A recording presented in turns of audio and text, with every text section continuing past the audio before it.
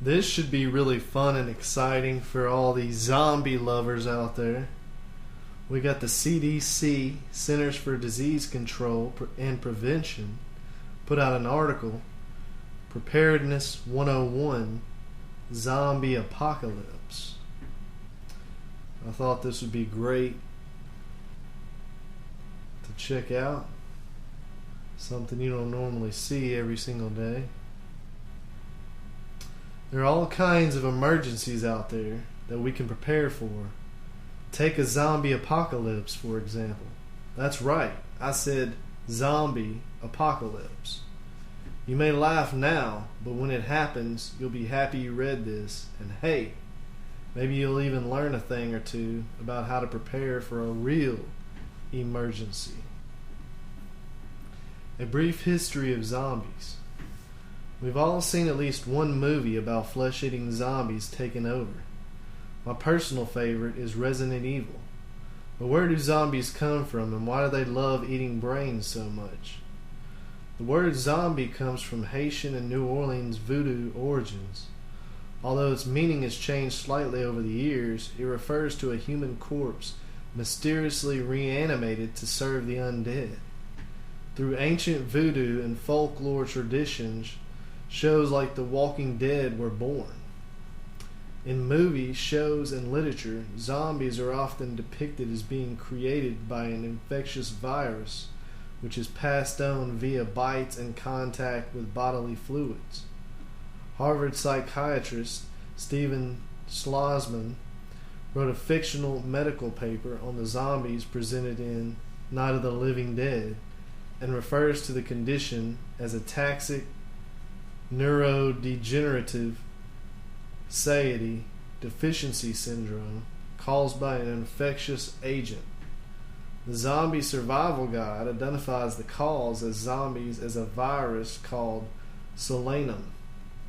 Other zombie origins shown in films include radiation from a destroyed NASA Venus probe, as in Night of the Living Dead, as well as mutations existing conditions such as prions, mad cow disease, measles, and rabies.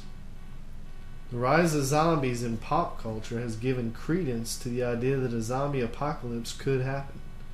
In such a scenario, zombies would take over entire countries, roaming city streets, eating anything living that got in their way. The proliferation of this idea has led many people to wonder, how do I prepare for a zombie apocalypse? Well, we're here to answer that question for you and hopefully share a few tips about preparing for real emergencies too. Better safe than sorry.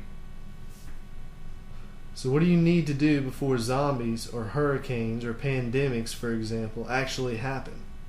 First of all, you should have an emergency kit in your house.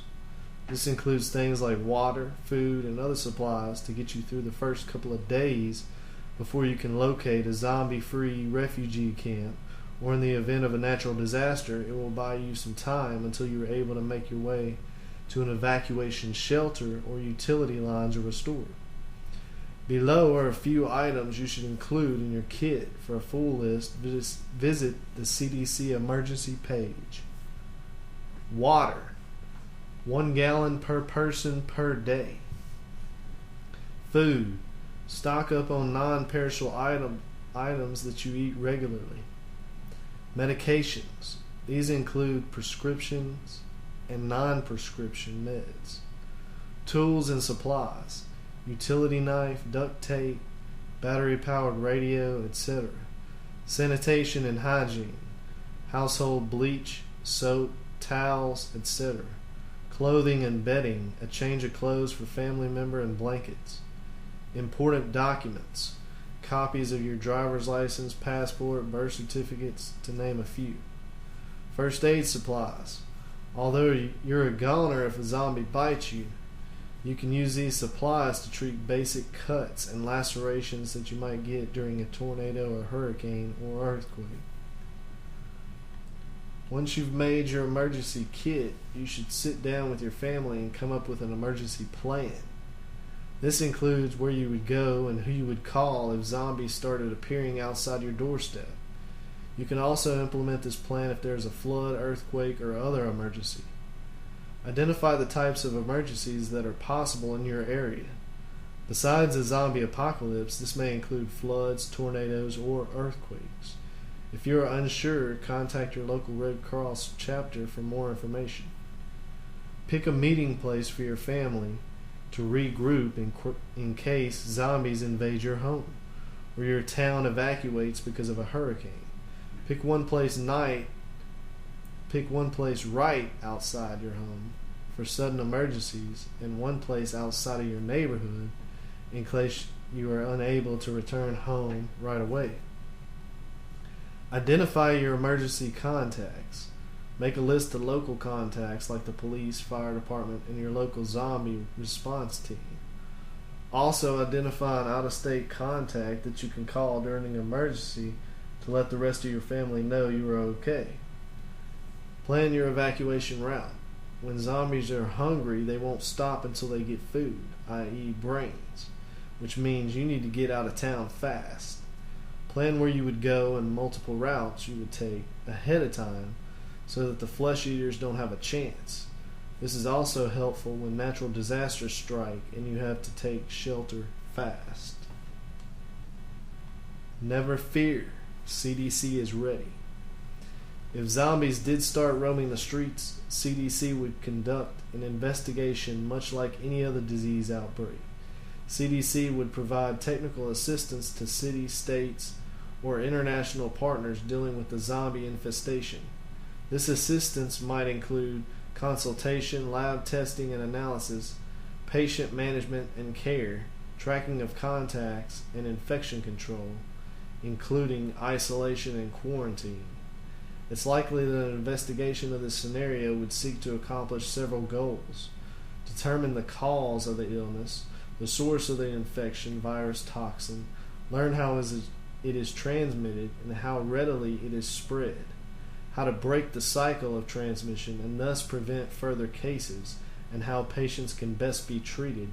Not only would scientists be working to identify the cause and cure the zombie outbreak, but CDC and other federal agencies would send medical teams and first responders to help those in infected areas. I will be volunteering the young nameless disease detectives for the field work. And then to learn more, there are some links you can check out. So the question is, are you prepared? Have you begun preparing for a zombie apocalypse? Or maybe you have been preparing for a more realistic threat, like hurricanes or the next flu season. Get prepared now. Don't wait till the zombies are at your front door. Be prepared for the zombies beforehand.